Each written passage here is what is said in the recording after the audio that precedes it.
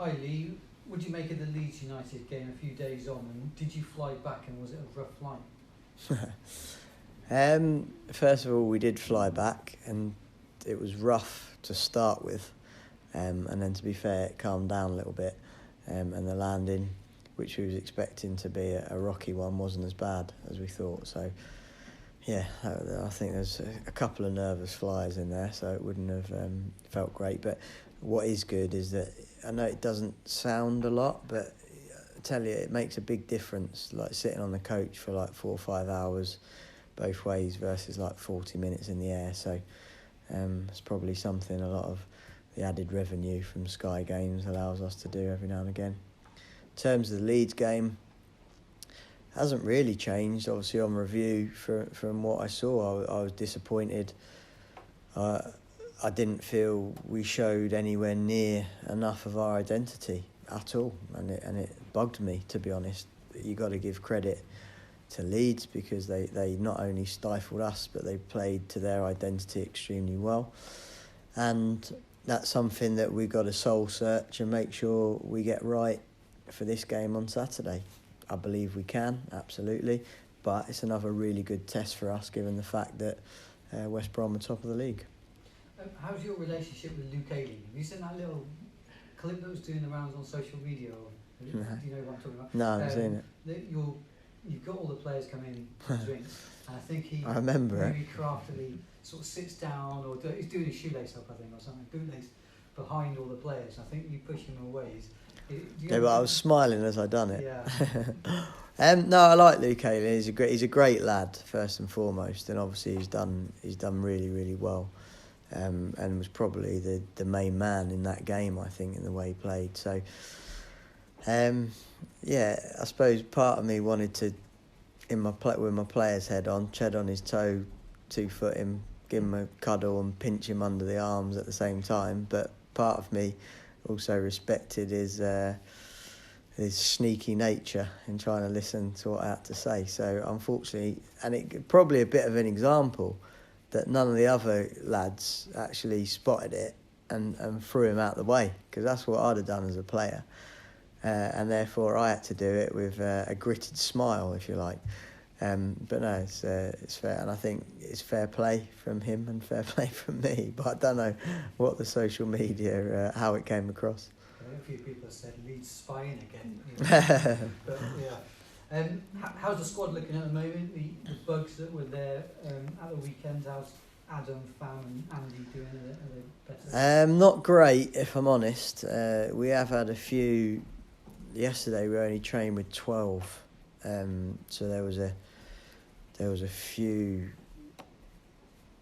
sort of, what would I say, additions, if you like, to our list. However, I do expect that to quickly turn, and hopefully we'll be training with a nigh on fully fit 20 come Friday. So the main player in question probably is Corey Smith. Like, as we speak, over the next few hours, the specialist will decide whether to drain the fluid on his knee or whether to leave him. If they leave him, there's a chance he might be fit for Saturday. If they decide to drain the knee, then he's ruled out completely from Saturday, and obviously Tuesday becomes a possibility for Corey. So Andy has had a relapse and been really struggling. Fam looked better today, but he again had been off for a couple of days. So Nagy's been back training. So yeah, there was Benkovic back training as well, and he looks okay. So those are guys who've been suffering from the bug. Is that right? Well, Benkovic was actually starting on the Friday, and then come the Saturday game, couldn't play due to a tight calf. So very different. Like, obviously Fam had the bug, Andy had sickness, Nagy had a sickness bug, Corey with his injury, and Benkovic with his injury. So like it was a mix and match.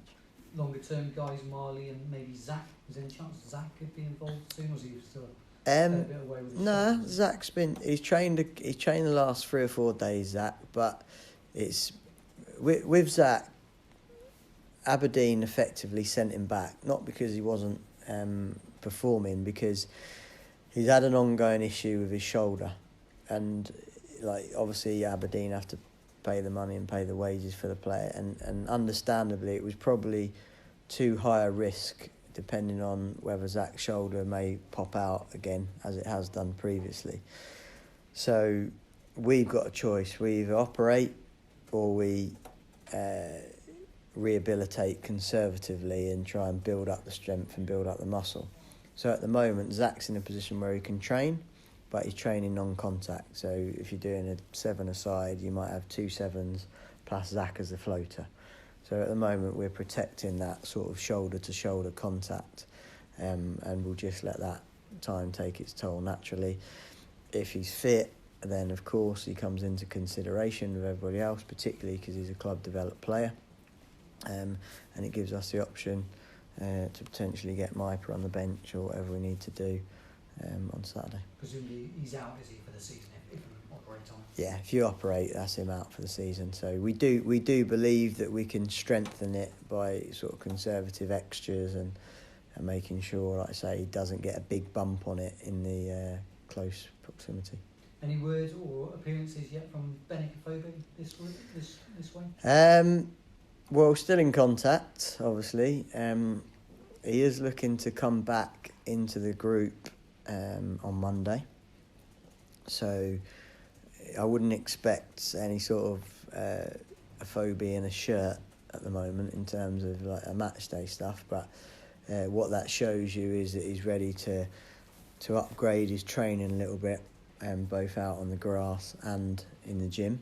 So that's really positive, both as a lad, you know what I mean, good to get him back, and he's been a positive supporter of the boys, if you like, and of course it'd be great to see him, and even better to see him out there on the grass and hopefully training in the not too distant future. Yeah, I was going to say, it must be a huge boost potentially for him. Yeah, for all of us, but also for him as well, you know what I mean. I think that he really enjoys it here, he really enjoys the environment, and he wants to get back into it as quickly as possible. And I think both on and off the pitch, I think Benick can be really effective for us in the running.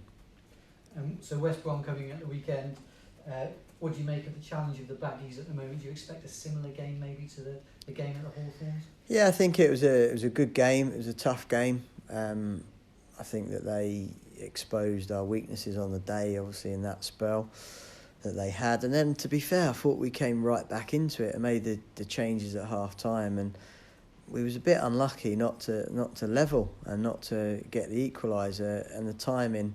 I think they had 2 offside goals, if I'm right, on the day. But they are. That's not taken away from how strong a side they were and are, and obviously a top of the league side.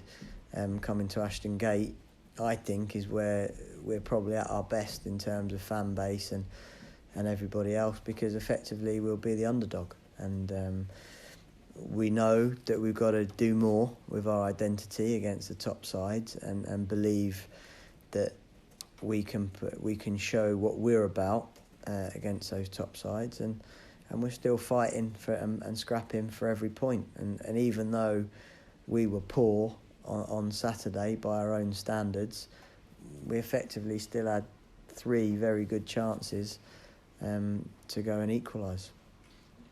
We saw Casey Palmer get some minutes at the end of the game at the weekend. Where do things stand with him at the moment?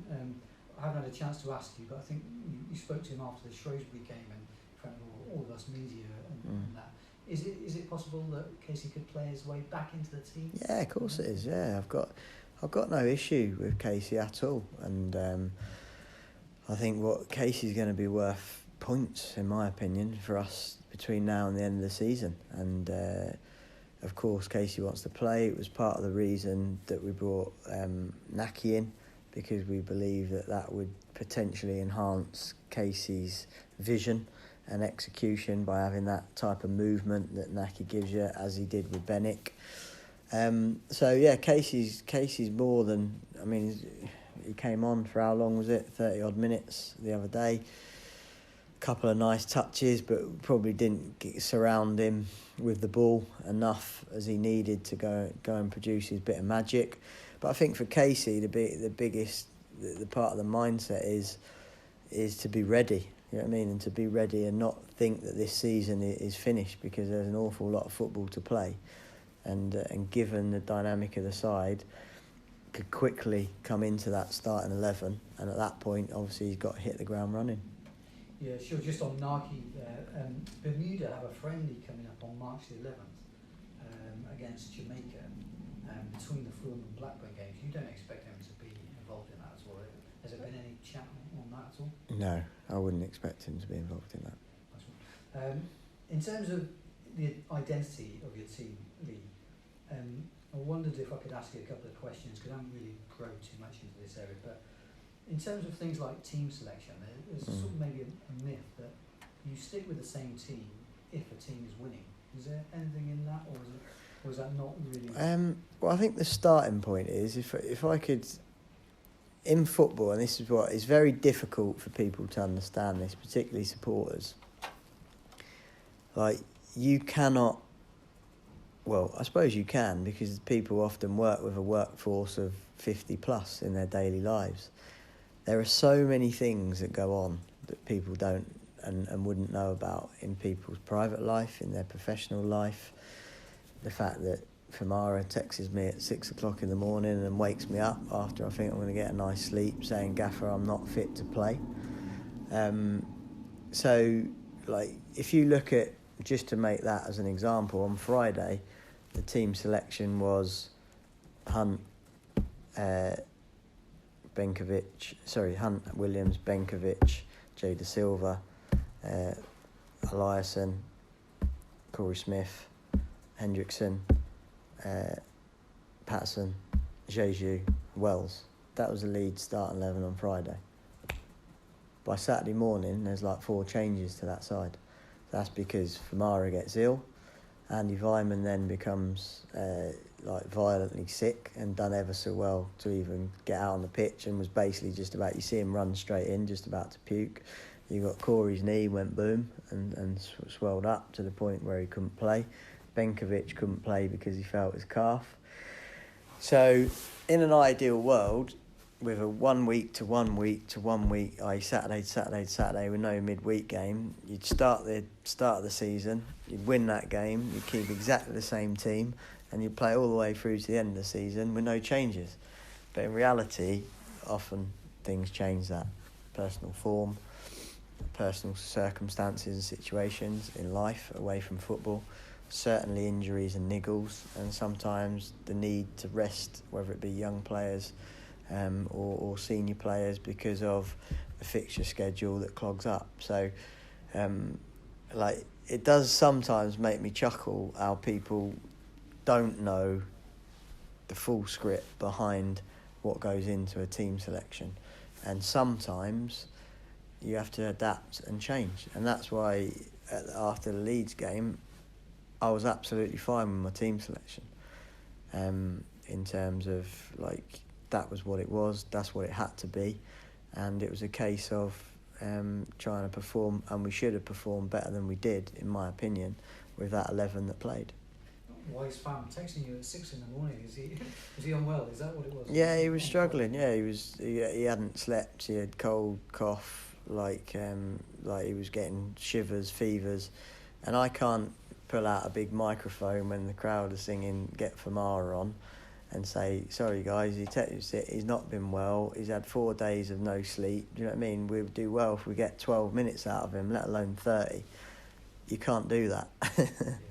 So therefore, like, sometimes it can be frustrating, but such is life. Just to round off a couple of questions on identity on the pitch. Yeah. Do you prefer your team to pass forwards more than backwards or sideways, to have more penetration with the passes, if you know what I mean, rather than play it safe? Or is that not, I don't know, maybe you don't consider that stuff so much, or I just wondered if it was something that you particularly... Well, I suppose the best question to ask me was what was so wrong about our identity Saturday. And then from the back of that, I would say, first and foremost, dead balls. Like, we was not at all bright, given the fact that the structure that we work to, we was nowhere near good enough from throw-ins, mid-block throw-ins. We must have given the ball away like 80% of the time from those situations and scenarios.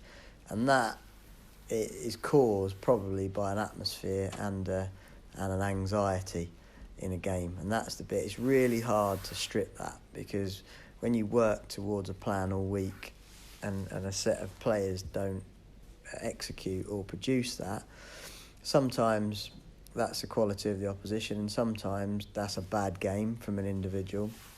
But that wasn't the bit that bugged me. It was the fact that you couldn't see our work that we do, and sometimes, like, the fan that's not a pro licensed football coach wouldn't see the certain areas of which we create overloads and numerical advantage. And at other times there's just patterns of play that the players either execute or they don't execute.